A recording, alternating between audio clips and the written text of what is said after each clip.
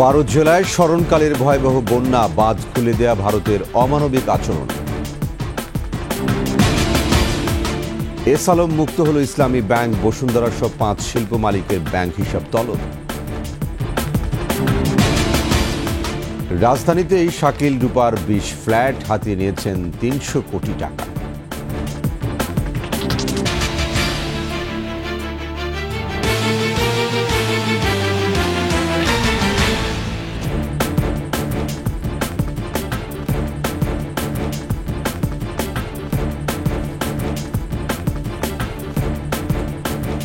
শুনছিলেন first security ইসলামী bank PLC সংবাদ শিরোনাম। আমন্ত্রণ 21 সংবাদে, সাথে আছি আমি ওয়াহিদুজ্জামান। দর্শক, 21 টেলিভিশনের সংবাদ একই সাথে সরাসরি দেখতে পাবেন আমাদের ফেসবুক পেজ www.facebook.com/2124 অনলাইনে। এছাড়া সাবস্ক্রাইব করতে পারেন www.youtube.com/21 চ্যানেলে।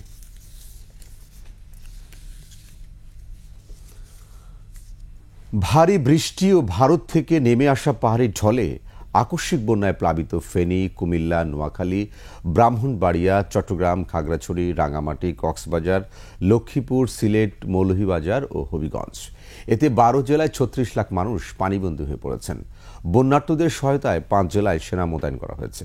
পানিতে ডুবে ও বিদ্যুৎপৃষ্ট হয়ে গত 2 দিনে 4 জেলায় মৃত্যু হয়েছে 8 জনের। প্রতিনিধিদের তথ্যচিত্রে ডেস্ক রিপোর্ট। ঢাকা ফেনী চট্টগ্রাম মহাসড়ক উপচে ঢুকছে বানের পানি। আকস্মিক বন্যায় বিপর্যয় দেখা দিয়েছে ফেনীতে। ফুলগাজী, পরশুরাম ও ছাগলনাইয়ের পর ফেনী পৌর শহরও পানিতে তলিয়ে গেছে। কোথাও হাঁটু, কোথাও কোমর, কোথাও বুক সমান পানি। মৌলভীবাজারও হু করে ঢুকছে বানের পানি।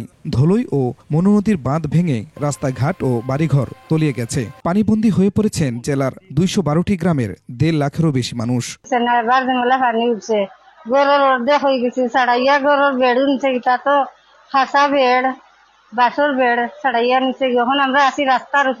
ঢলের তোরে ব্রাহ্মণবাড়িয়ার কসবা ও আখাউড়ায় কমপক্ষে 40টি গ্রাম প্লাবিত হয়েছে। বন্ধ রয়েছে আখাউড়া স্থলবন্দরে আমদানি রপ্তানি ও ইমিগ্রেশন সেবা। হাওড়া নদী, কালন্দী খাল ও জার্জি খালের পানি বিপদসীমার উপর দিয়ে প্রবাহিত হচ্ছে। বানের পানিতে প্লাবিত অন্তত 36টি গ্রাম। 2004 সালেও বন্যা হয়েছে, আমাদের এই জলপথটা দেখি নাই, আমাদের বাড়ি থেকে বাইরে এতটুকু পানি। এদিকে কুমিল্লায় গোমতী নদীর পানি বাড়তে থাকায় ভাঙনের ঝুঁকিতে বেড়িবাঁধ। আতঙ্কে নির্ঘুম রাত কাটিয়েছেন গোমতী পাড়ের বাসিন্দারা। পরিবার পরিজন নিয়ে আশ্রয় নেন বেড়িবাঁধে। ভাঙন ঠেকাতে বাঁধের ক্ষতিগ্রস্ত ও ঝুঁকিপূর্ণ স্থানগুলোতে বালুর বস্তা ফেলে রক্ষার চেষ্টা করছেন স্থানীয়রা।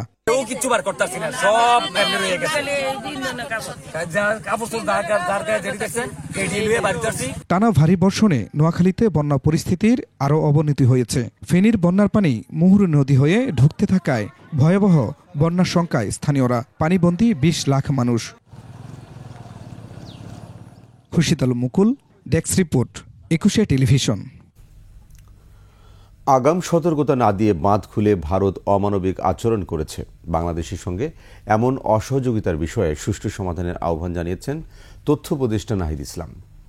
বন্যা পরিস্থিতি মোকাবেলায় গণ-অভ্যুত্থানের মতো সবাইকে এগিয়ে আসারও আহ্বান জানান উপদেষ্টারা। আকবর হোসেন সুমনের রিপোর্ট। রাষ্ট্রীয় অতিথি ভবন যমুনায় অন্তর্বর্তী সরকারের উপদেষ্টাদের নিয়ে বৈঠক করেন প্রধান উপদেষ্টা ডক্টর মুহাম্মদ ইউনুস। বন্যা পরিস্থিতি মোকাবেলা, সাম্প্রতিক আন্দোলন এবং বিদায়ী সরকারের অনিয়ম দুর্নীতির বিষয়ে করণীয় উঠে আসে বৈঠকে। বিশেষ করে বন্যা পরিস্থিতি দ্রুত সামলাতে দিক নির্দেশনা দেন প্রধান উপদেষ্টা। বৈঠক শেষে উপদেষ্টারা তুলে ধরেন বিস্তারিত। সতর্কতা ছাড়া বাঁধ খুলে দেয়ায় ভারতের সমালোচনা করেন তথ্য উপদেষ্টা।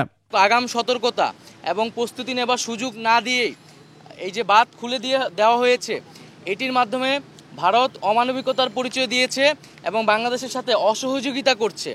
আমরা আহ্বান করব, আমরা আশা করব যে দ্রুত সময়ের মধ্যে ভারত বাংলাদেশের জনগণ বিরোধী এ ধরনের নীতি থেকে সরে আসবে এবং আমরা কিভাবে একত্রে বাংলাদেশের জনগণ এবং ভারতের জনগণকে এ ধরনের প্রাকৃতিক দুর্যোগ থেকে রক্ষা করতে পারি, সে বিষয়ে সুষ্ঠু সমাধানের পথ বের করতে হবে। জাতীয় সংকটে সবাইকে ঐক্যবদ্ধ হওয়ার আহ্বান জানান যুব ও ক্রীড়া উপদেষ্টা। এই দুর্যোগপূর্ণ মুহূর্তে দেশের সকল পক্ষকে ঠিক যেভাবে আমরা গণঅভ্যুত্থানে একটি জাতীয় ঐক্য গড়ে উঠেছিল। সেই জাতীয় ঐক্যের আহ্বান আমরা সরকারের পক্ষ থেকে করছি। সকল পক্ষকে এগিয়ে আসতে হবে এবং এই দুর্যোগপূর্ণ পরিস্থিতি মোকাবেলায় আমাদেরকে একসাথে কাজ করতে হবে। বিদায়ী সরকারের শাসনামলে হত্যা গুমের তদন্তে কমিশন গঠনের সিদ্ধান্ত হয়েছে উপদেষ্টা পরিষদের বৈঠকে। যারা বিভিন্ন সময়ে গুম হয়েছেন সেই গুমের কারণ কি, কারা তার জন্য দায়ী, সেই জিনিসগুলো তদন্ত করে দেখবে। এই কমিশনটা হওয়ার ব্যাপারে আজকে একটা নীতিগত সিদ্ধান্ত হয়েছে। ছাত্র জনতার আন্দোলনে আহতদের চিকিৎসায় ফাউন্ডেশন গঠনেরও সিদ্ধান্ত হয়েছে। ফাউন্ডেশনের অন্যান্য সদস্যের মধ্যে গুরুত্বপূর্ণ পদে থাকবেন যারা আসলে আহত নিহত হয়েছেন, ক্ষতিগ্রস্ত হয়েছেন এমন পরিবারের সদস্যরা। আকবর হোসেন সুমন, 21 টেলিভিশন, ঢাকা। এদিকে ভারত স্বভাবগতভাবে পানির মাধ্যমে বাংলাদেশকে সমস্যায় ফেলে বলে মন্তব্য করেছেন বৈষম্য বিরোধী ছাত্র আন্দোলনের সমন্বয়ক সার্জিস আলম। বৃহস্পতিবার রাতে রাজধানীতে কুয়েত মৈত্রী হাসপাতালে কোটা সংস্কার আন্দোলনে আহতদের পরিদর্শন শেষে এমন মন্তব্য করেছেন তিনি। বন্যা দুর্গত এলাকায় দ্রুততম সময়ের মধ্যে উদ্ধার কার্যক্রমে প্রশাসনের সঙ্গে সাধারণ মানুষকে এগিয়ে আসার আহ্বান জানান সার্জিস আলম। এ সময় আরও বলেন, আন্দোলনে আহতদের 10,000 থেকে লাখ টাকা সহায়তা দেওয়া হয়েছে। দেশের সংকটের এই সময় সবাইকে ধৈর্য ধরার আহ্বান জানান সমন্বয়ক সার্জিস আলম। বাংলাদেশের অনেক জেলায় আসলে অলরেডি বন্যা কবলিত অবস্থায় পড়ে গিয়েছে এবং ভারত থেকে তাদের যে আসলে প্রত্যেক বছরে তাদের যে স্বভাবগত একটি বৈশিষ্ট্য রয়েছে, যখন তাদের এই পানির চাপটি কিছুটা বেড়ে যায় তারা সেই পানি দিয়ে বাংলাদেশকে অনেক বড় একটি সমস্যায় ফেলে। আবার যখন তাদের পানিটি কমে যায় তখন তারা সেই পানিটি আটকে দিয়ে বাংলাদেশকে আবার সমস্যায় ফেলে।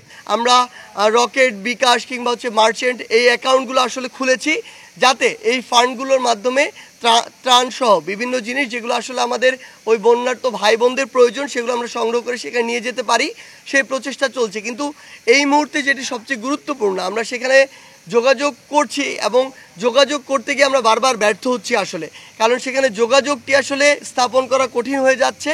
তারপর আমরা যে তথ্যটি পাচ্ছি সবচেয়ে গুরুত্বপূর্ণ হচ্ছে সেখানে প্রত্যেকটি গ্রামে গ্রামে গিয়ে যে ভাই বোনেরা আসলে আটকা পড়েছেন বাড়িতে তাদেরকে সেখান থেকে উদ্ধার করে আশ্রয় কেন্দ্রে রাখা।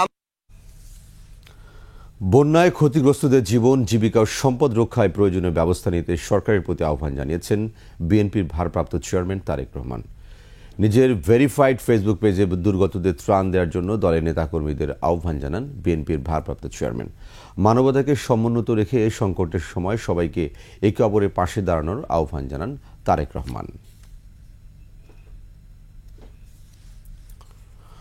অবশেষে এসালম মুক্ত হল ইসলামী ব্যাংক। সাবেক ব্যাংকার ওবায়দুল্লাহ আল মাসুদকে চেয়ারম্যান করে প্রতিষ্ঠানটিতে 5 সদস্যের নতুন পরিচালনা পর্ষদ গঠন করেছে বাংলাদেশ ব্যাংক। পাশাপাশি মোবাইল ব্যাংকিং সেবা প্রতিষ্ঠান নগদকে সম্পূর্ণরূপে সরকারের নিয়ন্ত্রণে নেওয়া হয়েছে। এটার মাধ্যমে আমরা ইসলামী ব্যাংকটাকে একটা স্টেবল জায়গায় নিয়ে আসছি। ইসলামী ব্যাংকের প্রাক্তন যারা ছিলেন তাদের সাথে আমরা কথা বলেছি, তাদেরকে আমরা বুঝিয়ে দিয়েছি এইভাবে আমাদের মনোনীত বোর্ড দিয়ে তো আমরা চিরকাল চালাবো না, আমাদেরকে একটা ওয়ে আউট বের করতে হবে। আমরা ব্যাংকিং কমিশন করছি, আমরা প্রত্যেকটা ব্যাংকগুলো যারা দুর্বল ব্যাংক তাদেরকে খতিয়ে দেখা হবে যে তাদের ফাইন্যান্সিয়াল পজিশন কি, তাদেরকে কিভাবে নিজ পায়ে দাঁড় করানো যায়। বেক্সিমকো, ওরিয়ন, বসুন্ধরা সামিট ও নাসা গ্রুপের মালিক ও তার পরিবারের সদস্যদের লেনদেনের তথ্য চেয়ে ব্যাংক ও আর্থিক প্রতিষ্ঠানে চিঠি দিয়েছে জাতীয় রাজস্ব বোর্ড এনবিআর। বৃহস্পতিবার এনবিআর এর সেন্ট্রাল ইন্টেলিজেন্স সেলে চিঠি দিয়েছে। এনবিআর সূত্রে জানা গেছে, বেক্সিমকো গ্রুপের চেয়ারম্যান সালমান এফ রহমান, বসুন্ধরা গ্রুপের চেয়ারম্যান আহমেদ আকবর সোবাহান, ওরিয়ন গ্রুপের চেয়ারম্যান ওবায়দুল করিম ও নাসা গ্রুপের চেয়ারম্যান নজরুল ইসলাম মজুমদার, সামিট গ্রুপের চেয়ারম্যান আব্দুল আজিজ খান ও তাদের সঙ্গে সংশ্লিষ্টদের লেনদেনের তথ্য চেয়ে বিভিন্ন ব্যাংক ও আর্থিক প্রতিষ্ঠানে এই চিঠি দেওয়া হয়েছে। হত্যা মামলায় গ্রেফতার সাংবাদিক দম্পতি শাকিল রূপার রাজধানীতে আছে 20টি ফ্ল্যাটের মালিকানা, আছে 3টি দামি গাড়ি। তথ্য প্রযুক্তি খাত থেকেও হাতিয়ে নিয়েছেন 350 কোটি টাকা। সব মিলিয়ে 1000 কোটি টাকার মালিক শাকিল রূপা দম্পতি। সরেজমিনে এমন তথ্যই মিলেছে। শেখ হাসিনার চাটুকার সাংবাদিক হিসেবে পরিচিত শাকিল রূপার দৃষ্টান্তমূলক শাস্তি দাবি করেছেন বিভিন্ন শ্রেণী পেশার মানুষ। বিস্তারিত জানাচ্ছেন আদিত্য মামুন।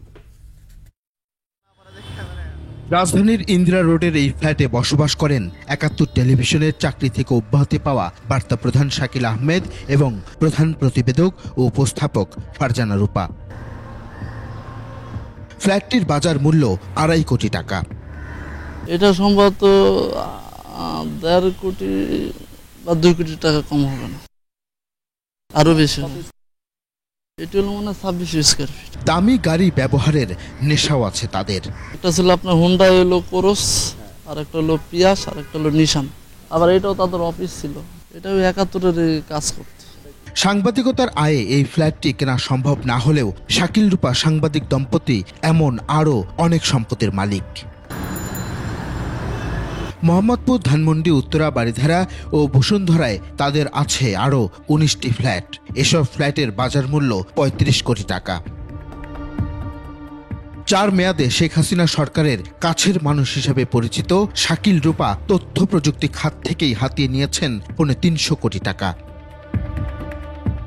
বিএনপি জামাত বিরোধী প্রোপাগান্ডা সেলের প্রধান হিসেবেও কাজ করেছেন তারা। পুলিশ, র্যাব ও এনএসআই এর ডিজিটাল প্রচারণাও তৈরি হতো তাদের ব্যক্তিগত প্রতিষ্ঠান থেকে। শাকিল রূপা দম্পতির সাভারে আছে রিসোর্ট, হবিগঞ্জে চা বাগান, ঢাকার পূর্বাচল, দোহার ও চট্টগ্রামে আছে আবাসিক প্লট। গণভবনে সাবেক প্রধানমন্ত্রী শেখ হাসিনার সংবাদ সম্মেলনে শাকিল রূপা দম্পতির চাটুকারিতাও ছিল চোখে পড়ার মতো। মাননীয় প্রধানমন্ত্রী কোটা বিরোধী আন্দোলন চলছে, এখন পর্যন্ত মুক্তিযোদ্ধাদের অনেকে, আজকে সকালেও একজনের সঙ্গে কথা হচ্ছিল যিনি মীর কাসিম আলীর সাক্ষী দিয়েছেন। শাকিলের বিরুদ্ধে ধর্ষণ ও ভ্রূণ হত্যার অভিযোগও আছে। অভিযোগকারী চিকিৎসক ত্রিনা ইসলাম এ নিয়ে প্রকাশ্যেই কথা বলেছেন বেশ আগেই। বিহেতে অশান্তিতে থাকে, তার তো প্রলোভন সবচেয়ে বেশি। তার প্রলোভন সবচেয়ে বেশি না যে একটা সুন্দর জীবনের। একটা মানুষ কোন লেভেলে গেলে তার মান সম্মান আমার কোনো কিছুই এখন সে অবশিষ্ট রাখে নাই। বুধবার দেশ ছেড়ে পালানোর সময় শাহজালাল আন্তর্জাতিক বিমানবন্দর থেকে হত্যা মামলায় গ্রেফতার হওয়া শাকিল রূপার বিচার চেয়েছেন বিভিন্ন শ্রেণী পেশার মানুষ। গতকাল দেখলাম যে সাংবাদিক দেশ ছেড়ে পালায় যাচ্ছিল, তারা ধরাও পড়ছে এয়ারপোর্টে যাওয়ার এতে। এখন এই বিষয়টা তো আসলে দুঃখজনক এবং লজ্জাস্কর। সাংবাদিক হিসাবে সবাই ফেয়ার থাকা উচিত। ওনারা আইন শৃঙ্খলা কাস্টডিতে আসছে, এখন দেশের প্রচলিত আইনে তাদের একটা সঠিক একটা মূল্যায়ন হোক। শাকিল রূপা সাংবাদিকতার পেশার মর্যাদাও ক্ষুণ্ণ করেছেন বলে মনে করেন তারা। ফারজানা রূপা শাকিল আহমেদ অনৈতিক সরকারকে সমর্থন দিয়ে গেছে এবং সাধারণ দেশের মানুষকে তারা ভুল বোঝানোর চেষ্টা করছে।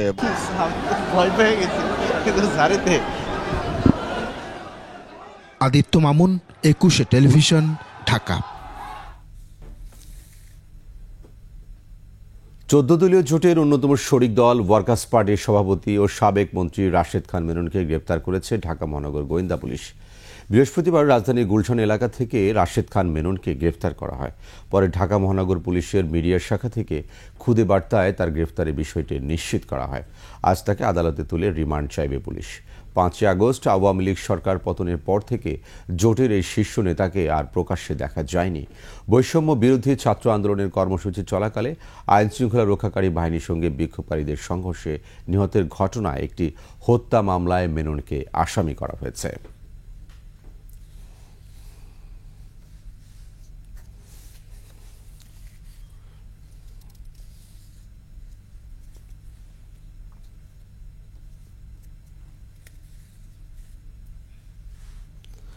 এবারে সাপ্তাহিক আয়োজন জনদুর্ভোগ।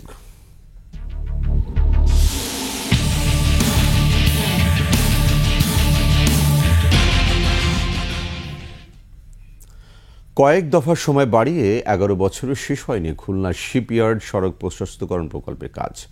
ওয়াসার সাথে সমন্বয়হীনতায় প্রকল্পের কাজে আবারও ধীরগতি। এতে একদিকে জনদুর্ভোগ যেমন বেড়েছে, তেমনি দ্বিগুণেরও বেশি বেড়েছে প্রকল্প ব্যয়। শেখ মোহাম্মদ জুয়েলের ক্যামেরায় খুলনা বিভাগীয় প্রতিনিধি মহেন্দ্রনাথ সেনের তথ্যে ডেস্ক রিপোর্ট। খুলনা শিপইয়ার্ড সড়ক ৪ লেনে উন্নীতকরণ প্রকল্প অনুমোদন পায় ২০১৩ সালের ৭ মে। ২০১৫ সালের জুন মাসে কাজ শেষ হওয়ার কথা। কয়েক দফা সময় বাড়িয়ে এখনও তা শেষ হয়নি। ধীরগতি ও তদারকির অভাবে দীর্ঘদিন ধরেই দুর্ভোগ সইছে পথচারীরা। দীর্ঘ বছর ধরে মানে এরকম সংস্কারের মানে পর্যায়ে রয়েছে, কিন্তু আসলে প্রপারলি ভাবে হচ্ছে না। স্কুলের ছাত্রছাত্রীরা সেই রাস্তা দিয়ে হেঁটে যেতে পারে না, গাড়ি যায়, তাদের গায়ে পানি ওঠে, ময়লা পানি। মিল কারখানার যানবাহনগুলো ঠিকমতো চলতে পারতেছে না, রিক্সাগুলো ভেঙে যাচ্ছে, রুগী যাতায়াতে খুব সমস্যা হচ্ছে। মোটরসাইকেল, ইজি বাইক সহ বিভিন্ন বড় গাড়ি এখানে প্রতিনিয়ত অ্যাক্সিডেন্ট করতেছে। মেয়াদ বাড়ার সাথে বেড়েছে নির্মাণ ব্যয়। জনগণের অর্থের অপচয় দেখে ক্ষুব্ধ নাগরিক সমাজ। সিন্ডিকেটের মাধ্যমে প্রতি বছর আর্থিক বছরে আয় বাড়ানোর জন্য তারা বিভিন্ন সময় কলা কৌশল করে, কলা কৌশলের মধ্যে দিয়ে আজকের কাজটা হচ্ছে না। কাজে ধীরগতির জন্য জমি অধিগ্রহণ জটিলতাকে দুষছেন প্রকল্প পরিচালক। সবশেষ 2024 সালের জুনে কাজ শেষ করার কথা থাকলেও ওয়াসার পয়ঃনিষ্কাশন পাইপ বসানোর কারণে আবারও বিলম্বিত প্রকল্পের কাজ। আমরা সে কমপ্লিট করলে হচ্ছে না, এক্ষেত্রে ওয়াসাকেও কমপ্লিট না করা পর্যন্ত আমরা কাজটা কমপ্লিট করতে পারতেছি না। তো আমরা সেটা ওয়াসার সাথে সমন্বয় করে কাজ করতেছি। এদিকে ওয়াসা বলছে প্রাকৃতিক দুর্যোগের কারণে তাদের কাজ বিলম্বিত হয়েছে। অক্টোবরের মধ্যে শেষ হবে বলে আশা এই কর্মকর্তার। কিছু প্রাকৃতিক দুর্যোগের কারণে আসলে আমাদের কাজটা অতটা আমরা আশানু অনুযায়ী আমরা সম্পন্ন করতে পারিনি। 3.25 কিলোমিটার দীর্ঘ সড়কটি নির্মাণে ব্যয় ধরা হয়েছিল 98 কোটি 90 লাখ টাকা। 11 বছরে ব্যয় বেড়ে দাঁড়িয়েছে 259 কোটি 21 লাখ টাকায়। সমর ইসলাম, ডেস্ক রিপোর্ট, 21 টেলিভিশন। বাংলাদেশের 17 কোটি মানুষের আবেগের আরেক নাম ক্রিকেট। দেশের সবচেয়ে সম্ভাবনার খেলাও এটি। এর মাধ্যমে বাংলাদেশের নাম ছড়িয়ে গেছে বিশ্বজুড়ে, তৈরি হয়েছে বিশ্বমানের খেলোয়াড়। তবে অর্জনের খাতা এখনও শূন্য, সাম্প্রতিক পারফরমেন্সও যাচ্ছে তাই। তাহলে কি ধ্বংসের পথে দেশের ক্রিকেট? আশাহত মানা সাবেক খেলোয়াড় ও ক্রিকেট সংশ্লিষ্টদের নেওয়া হচ্ছে নতুন নতুন পরিকল্পনা। তার বাস্তবায়ন হলে কতটুকু উন্নতি হতে পারে এই খেলা? 21 স্পেশালের প্রথম পর্বে সেটাই জানাচ্ছেন Parvez Khokon. 1997, Bangladesh faced Kenya in the final of the ICC Trophy in Kuala Lumpur. ক্রিকেটের জন্ম দিয়েছে ইংল্যান্ড। বাংলাদেশের ক্রিকেটের আবির্ভাবও হয় ইংলিশদের হাত ধরে। এমন করে দীর্ঘ পথ পাড়ি দিয়ে 1997 সালে আলোর মুখ দেখে বাংলাদেশের ক্রিকেট আসে বিশ্বকাপ খেলার সুযোগ।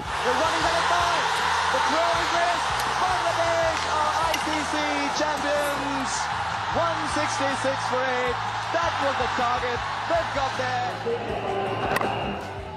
99 সালে পাকিস্তান, 2007-এ ভারত, দক্ষিণ আফ্রিকার মতো দলকে হারিয়ে এশিয়ার নতুন শক্তি হয়ে দেখা দেয় বাংলাদেশ। বেশ কয়েকবার এশিয়া কাপের ফাইনালও খেলে তারা। তবে বড় অর্জনের খরা কাটাতে পারছে না টাইগাররা।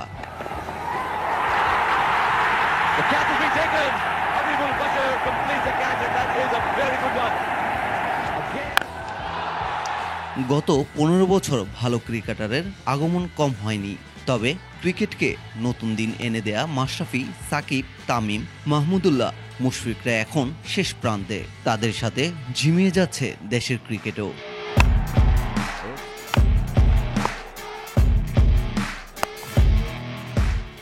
সবশেষ 2 বিশ্বকাপ ও এশিয়া কাপে চরম ব্যর্থ টাইগাররা। এমন পরিস্থিতি মেনে নিয়েই এগিয়ে যাওয়ার কথা বললেন সাবেক ক্রিকেটার ইশতিয়াক আহমেদ। স্ট্যাটাস পাওয়ার পর থেকে যতটুকু আমাদের উন্নতি হওয়া উচিত ছিল, যতটুকু আমরা অ্যাচিভ করার কথা ছিল, আমরা সেই অনুসারে আমরা সেটা করতে পারি নাই। বিসিবির তরফ থেকে সেই শর্টকামিংসটা রয়ে গেছে। আমার মনে হয়, আমি আন্তরিকতার অভাব বলবো না, আমি দূরদর্শিতার অভাব বলবো। এবং একটা সময় গেছিলো যখন কিছু কিছু প্লেয়ার আমরা আবির্ভাব দেখেছিলাম, তারপরে ঠিক সেই মানের প্লেয়ারদের আমরা আর পাচ্ছি না কনসিস্টেন্ট ওয়েতে। ইয়েস, আমরা অন অ্যান্ড অফ পেয়েছি, কিন্তু ধারাবাহিকভাবে কাউকে এরকম পারফর্ম করতে দেখিনি না। তবে আশাহত হতে নারাজ ক্রিকেট সংশ্লিষ্টরা। উন্নয়নে নেওয়া হচ্ছে নানা উদ্যোগ। যোগ্য লোকদেরকে নিয়ে যদি আমরা ক্রিকেট প্রফেশনাল স্ট্রাকচারটা যদি দাঁড়া করে, আমার মনে হয় পরবর্তীতে অটোমেটিকলি আমার মনে হয় যে ধারাবাহিকভাবে আমরা খেলাও পরিচালনা করতে পারবো। আগামীতে আমরা নিঃসন্দেহে আমি নিশ্চিত করে বলি যে আমরা পিছাবো না, বরং আমরা এগিয়ে যাব। বর্তমানে বাংলাদেশ ক্রিকেট দল 3টি ফরম্যাটেই নিয়মিত অংশগ্রহণ করছে। বছর জুড়ে হয় বিভিন্ন ইন্টারন্যাশনাল সিরিজ। এছাড়াও প্রতি বছর দেশে আয়োজিত হচ্ছে বাংলাদেশ প্রিমিয়ার লিগ BPL। এসবের মাধ্যমে প্রতি বছরই দেশের বিভিন্ন প্রান্ত থেকে উঠে আসছে অনেক প্রতিভাবান খেলোয়াড়। এদের হাত ধরেই স্বপ্ন পূরণ হবে একদিন, বিশ্বকাপ উঁচিয়ে ধরবে টাইগাররা, এমনটাই প্রত্যাশা ক্রিকেট অভিভাবকদের। পারভেজ খোকন, 21 টেলিভিশন। শেষ করছে 21 সংবাদ। যাবার আগে ফার্স্ট সিকিউরিটি ইসলামী ব্যাংক PLC সংবাদ শিরোনামগুলো আরও একবার। 12 জেলায় স্মরণকালের ভয়াবহ বন্যা, বাঁধ খুলে দেয় ভারতের অমানবিক আচরণ। এস আলম মুক্ত হল ইসলামী ব্যাংক, বসুন্ধরা সহ 5 শিল্প মালিকের ব্যাংক হিসাব তলব। রাজধানীতে শাকিল রূপার 20 ফ্ল্যাট হাতে নিয়েছেন 300 কোটি টাকা।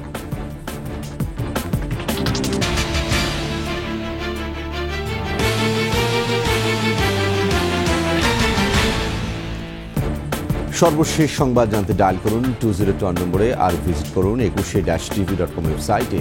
ফেসবুকে ভিজিট করতে পারেন www.facebook.com/21 এছাড়া সাবস্ক্রাইব করতে পারেন www.youtube.com/21 চ্যানেলে।